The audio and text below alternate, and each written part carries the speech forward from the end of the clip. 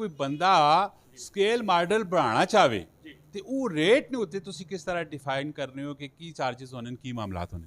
इस एक कमरान भी इस तरह होंदा है कि स्केल देखा हुआ है, मतलब कि स्केल असी मॉडल बनाने स्केल मॉडल है ना, स्केल के मुताबिक होंदा है। जिस तरह मौके उत्ते 1 फुट है तो साढ़े कोल 1 सूतर है, और 2 सूतर का स्केल वड्डा हो सी, 3 सूतर का स्केल उस कोलों वड्डा हो सी, 4 ना उस कोलों वड्डा हो सी। फिर उसकी डिमांड के मुताबिक सपोज वो आने यार मैं 4 सूतर स्केल लोड़ है, फिर असी उस दसने ये इतनी हाइट बन सी, इतनी लेंथ तुहाड़ा बन वैसी। फिर असी अपनी कैलकुलेशन करने, कैलकुलेशन करने तो बाद असी उन्हें कोटेशन जा देने। कोटेशन 4 का भी रेट उसी, 3 का भी रेट उसी, यानी 4 और 3 की 4 देने वे कि सपोज कदे 4 के स्केल नाल इसकी मॉडल की चौड़ाई 4 फुट बननी है, तो 3 के स्केल नाल 3 फुट बन वैसी, फिर 2 फुट बन वैसी। तो वो अपनी रिक्वायरमेंट दसी ना यार मैं कितना बड़ा मॉडल लोड़े, उसके मुताबिक फिर असी उसका कोटेशन दे सा।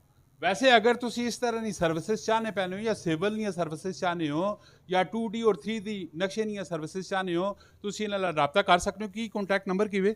034653909338।